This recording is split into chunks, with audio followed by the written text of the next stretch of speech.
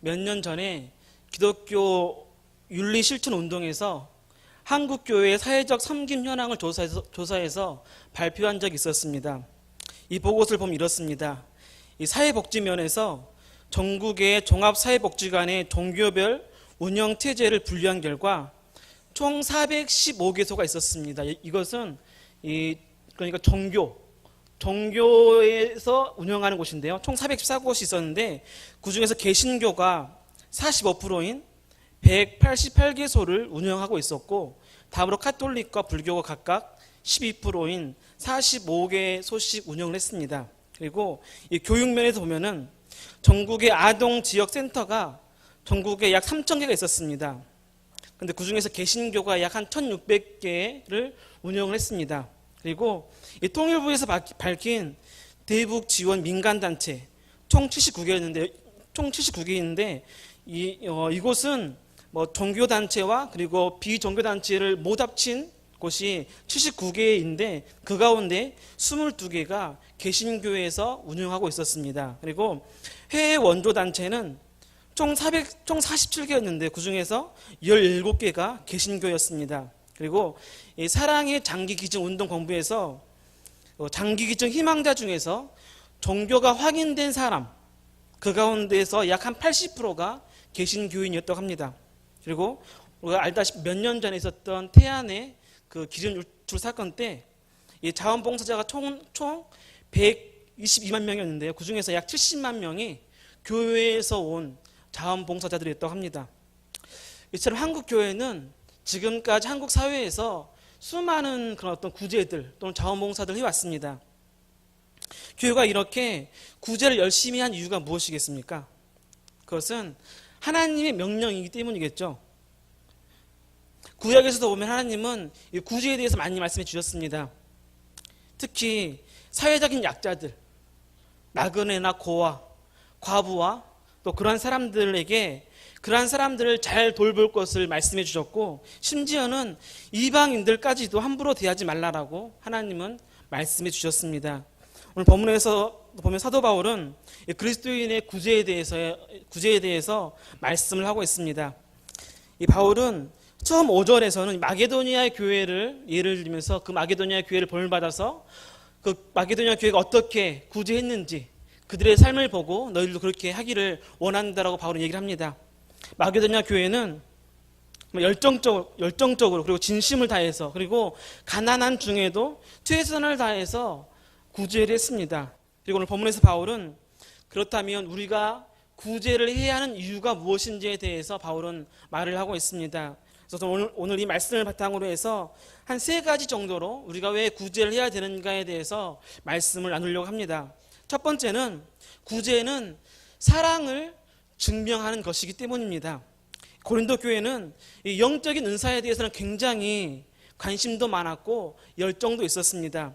7절 말씀에서 보면은 오직 너희는 믿음과 말과 지식과 모든 간절함과 우리를 사랑하는 이 모든 일에 풍성한 것 같이 이 은혜에도 풍성하게 할지니라.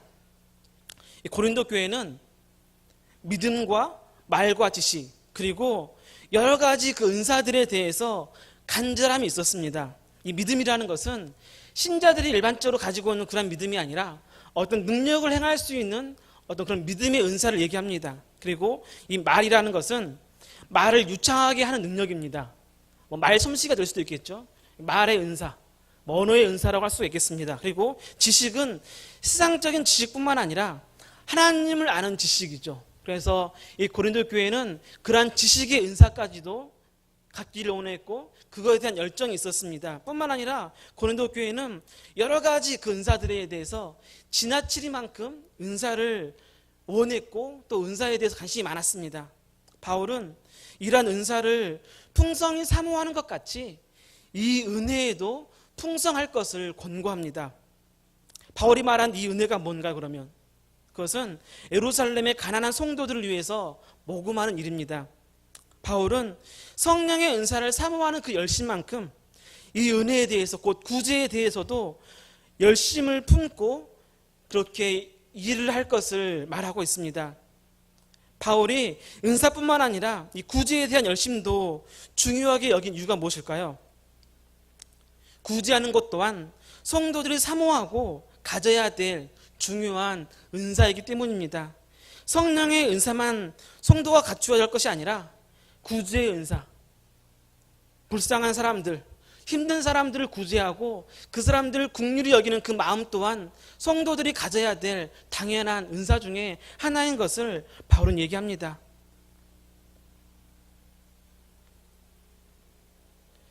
고린도전서 13장에 보면은 우리가 잘 알고 있는 사랑장입니다. 바울은 그 말씀에서 이 사랑에 대해서 굉장히 강조를 하죠. 사랑에 대해서. 그런데 13장에서 바울이 그 사랑에 대해서 강조하기 전에 바울은 12장에서 은사에 대해서 먼저 말을 했습니다. 고린도 교인들은 그 은사들을 굉장히 사모했습니다. 성령의 은사를 굉장히 사모하고 그것을 얻기를 원했습니다. 그래서 바울은 이 고린도전서 12장에서 은사의 종류와 은사의 중요성에 대해서 얘기를 하고 또 그 은사를 사모할 것을 그렇게 얘기를 했습니다. 그리고 바울은 이어서 13장에서 이 사랑장에서 바울은 사랑에 대해서 강조를 합니다. 바울이 갑자기 사랑을 강조한 이유가 무엇이겠습니까? 은사를 강조하고 사모하는 고린도 교인들에게 은사만큼, 아니 은사보다 더 중요한 것이 무엇인가를 말해주기 위해서였습니다. 은사도 중요하지만 사랑이 없는 은사는 소용이 없기 때문입니다. 사랑이 없는 방언은 소리나는 구리와 울리는 꽹과리가 되고 산을 옮길 만한 믿음도 사랑이 없으면 아무것도 아니다라고 얘기를 합니다. 너희가 그렇게 사모하는 은사도 사랑이 없으면 아무것도 아니다라고 바울은 얘기를 합니다. 그러면 그 사랑을 보여주는 가장 기본이 되고 확실한 것이 무엇일까요? 바울이 얘기하는 그리스도인들이 사랑을 보여줄 수 있는 가장 확실한 증거가 무엇일까요? 그것이 바로 구제입니다. 그래서 바울은 오늘 본문 8절에서 이렇게 얘기합니다. 내가 명령으로 하는 말이 아니요 오직 다른 이들의 간절함을 가지고 너희의 사랑의 진실함을 증명코자 함이로라. 구제는 내 명령이 아니라 구제를 통해서 너희의 사랑이 얼마나 진실한가를 증명하라라고 바울은 얘기를 합니다. 물질은 사용하지 않은 채 말만 가지고 진실함을 증명할 수 없습니다. 기독교를 한마디로 얘기한다면 사랑의 종교라고 얘기할 수 있습니다. 하나님을 사랑하고 이웃을 사랑하는 겁니다. 그렇다면 하나님을 사랑하고 이웃을 사랑해야 되는데 그 사랑을 무엇을 통해 증명할 수 있습니까? 물론 여러 가지가 있겠죠. 그런데 그 가운데서 가장 기본이 되는 것은 바로 물질을 통한 사랑입니다. 내 물질을 얼마만큼 사용하느냐입니다. 누구나 말로는 얼마든지 사랑을 얘기할 수 있죠. 말로는 얼마든지 힘들고 힘들어하는 사람들, 물질적으로 어려운 사람들을 위로할 수 있습니다. 하지만 물질을 가지고 남을 돕는다는 것은 쉽지가 않습니다. 그래서 예수님도 내 보물이 있는 곳에 내 마음이 있다고 말씀해 주었습니다. 야고보서 2장 말씀입니다. 2장 15절 말씀인데요. 같이 한번 보겠습니다. 15절, 16절, 17절 말씀인데요. 만일 형제나 자매가 헐벗고 일용할 양식이 없는데 너희 중에 누구든지 그에게 이르되 평안히 가라, 덥게 하라, 배부르게 하라 하며 그 몸에 쓸 것을 주지 아니하면 무슨 유익이 있으리요? 이와 같이 행함이 없는 믿음은 그 자체가 죽은 것이라. 지금도 많은 그리스도인들은 성령의 은사를 사모합니다. 아마 여러분도 마찬가지일 겁니다. 성령의 은사를 사모하죠. 방언의 은사, 신유의 은사, 여러 가지 은사들 우리는 원합니다. 성령의 은혜를 사모합니다. 자신의 믿음이 자라가고 하나님을 아는 지식이 자라기를 원합니다. 저도 목회자이기 때문에 은사를 굉장히 사모합니다. 신유의 은사, 예언의 은사와 같이 그런 특별한 은사를 사모하죠. 그런데 그런 은사를 사모하는 만큼 구제에 대한 열심이 얼마나 있느냐를 봤을 때 저는 많이 부족함을 느낍니다. 그래도 그나마 주님을 위해서는 내가 무엇을 드렸다고 할 수 있을 수 있지만 이웃을 위해서 무엇을 증명할 수 있느냐, 네가 이웃을 사랑하는 것을 무엇을 통해 증명할 수 있느냐고 했을 때 사실 저는 별로 할 말이 없습니다. 성도 여러분들 어떻습니까? 우리가 분명히 기억해야 할 것은 성령의 은사만큼이나 구제에 대한 은사도 중요합니다.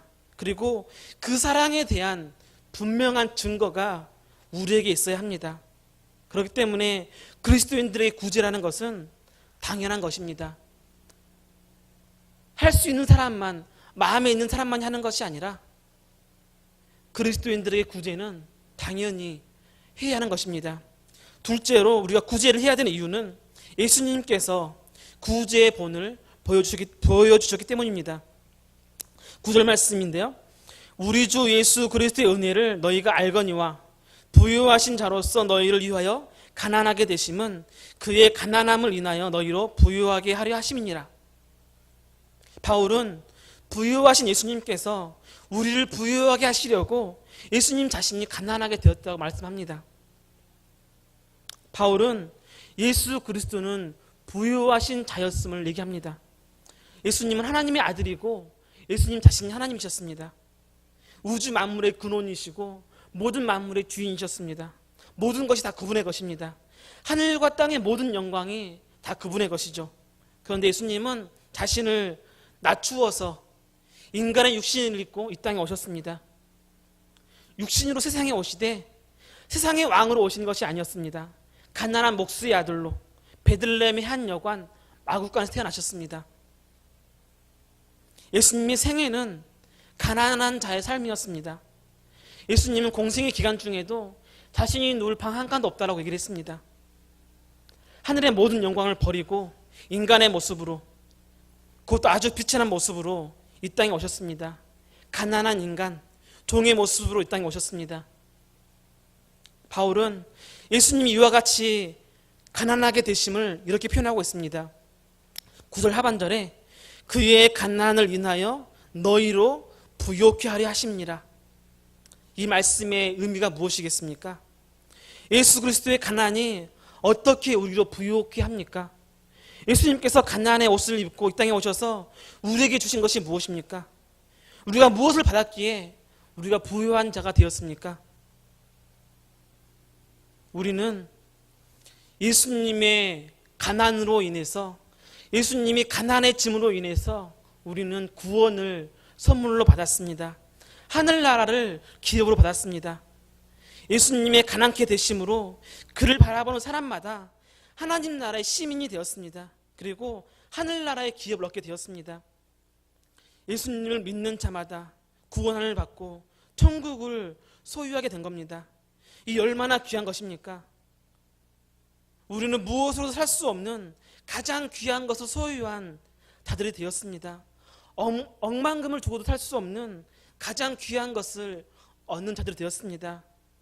이러니 우리가 부유한 자가 아닙니까? 이러니 우리가 그 누구보다 부자가 아닌가요? 현재 우리의 모습이 고통스럽고 헐벗고 병든 자라고 하더라도 우리는 천국을 소유한 부유한 자입니다. 그런데 이 귀한 천국을 우리가 어떻게 소유하게 되었습니까? 앞에서 얘기했던 것처럼 예수님께서 가난케 되심으로 받았습니다.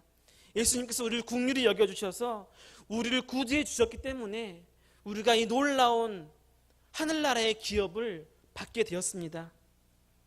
예수님 우리에게 구제의 본을 보여주셨습니다. 자신의 가장 귀한 것을 내어주시면서 우리를 구제해 주셨습니다. 바울은 우리가 이러한 귀한 은혜, 이러한 귀한 사랑을 받았기에 이제는 너희가 남을 구제하는 것은 당연한 것이 아니냐라고 말씀하고 있습니다. 여러분이 하늘나라를 소유한 것을 확신하십니까? 그리고 그것이 내가 가진 그 어떠한 것보다 가장 귀한 것임을 믿으십니까? 그 하늘나라는 그냥 얻은 것이 아닙니다.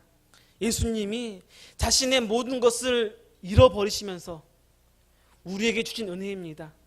그것을 아는 사람은, 그 은혜를 아는 사람은 힘들고 헐벗은 사람들을 긍휼히 여기지 않을 수가 없을 겁니다.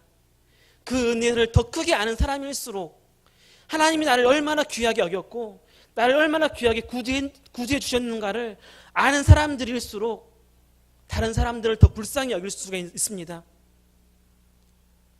우리가 그것을 믿는다면 이젠 우리가 이웃을 구제하는 것은 당연한 삶이 아닐까요? 세 번째입니다. 우리가 구제하는 그 이유는, 구제는 하나님 나라의 공동체를 이루는 일이기 때문입니다. 바울은 11절과 12절에서 구제를 하되 무리하게 하지 말고 있는 대로 하라라고 얘기를 합니다. 마음에 있는 대로, 감동이 되는 대로, 여유가 있는 대로 구제를 하라고 합니다. 억지로 할 필요가 없고 자기 형편에 지나도록 구제할 필요도 없다고 합니다. 왜입니까?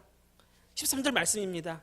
이는 다른 사람들은 평안하게 하고 너희는 곤고하게 하려는 것이 아니요 균등하게 하려 함이니, 구제로 인해서 누군가를 힘들게 하려고 하는 게 아니다라고 바로 얘기합니다. 바울이 원하는 것은 서로가 서로를 도와주는, 서로가 서로의 필요를 채워주는 그 하나님 나라의 공동체를 이루는 것이었습니다. 부족한 사람들이 있으면 남는 사람들이 좀 채워주고, 도움이 필요한 사람들이 있으면 그것을 도와줄 수 있는 사람들이 도와주는 그런 공동체, 하늘나라의 공동체를 바울은 원했던 겁니다.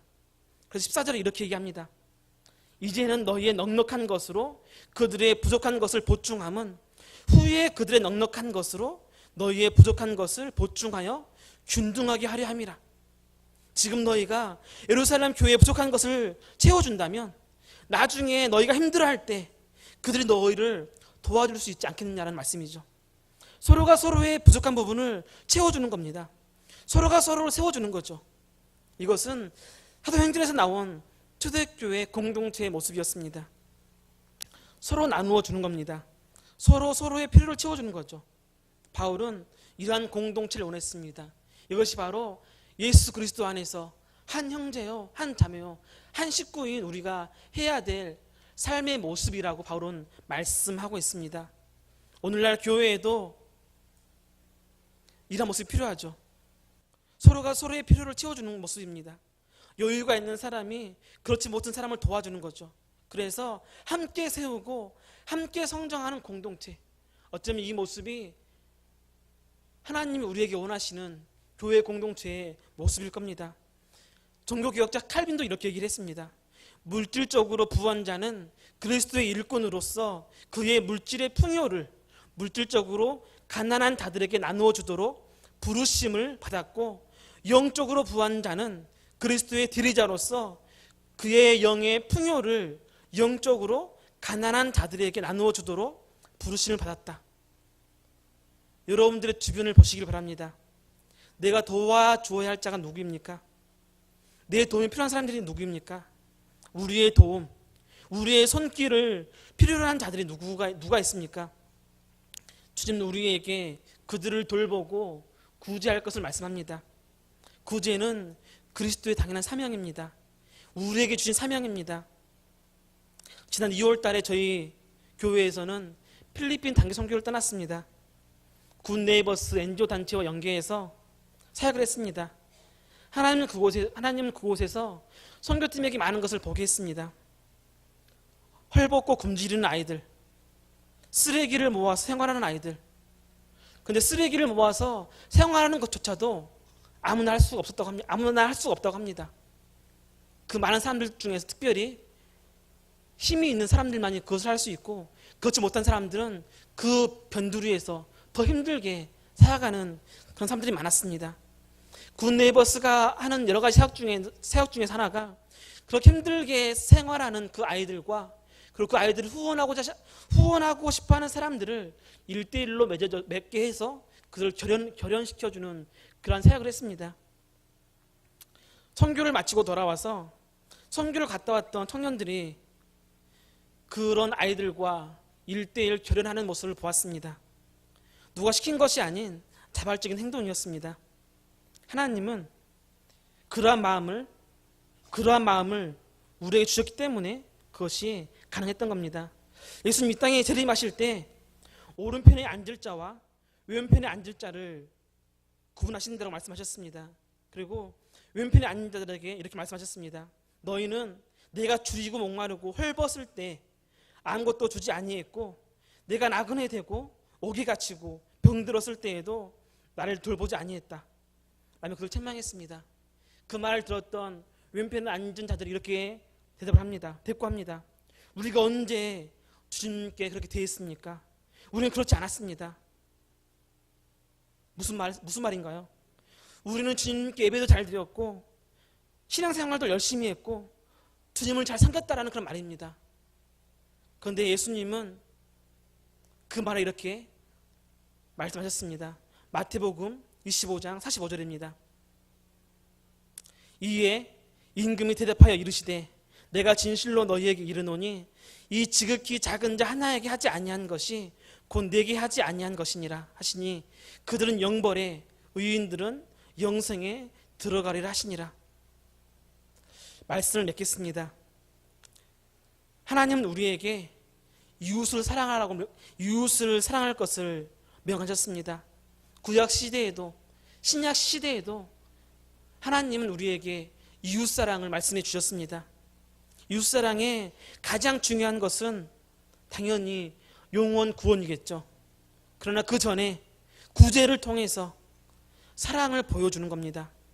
전도가 우리의 가장 큰 사명이지만 구제를 통해서 사랑을 실천하는 것 또한 우리 그리스도인의 사명입니다.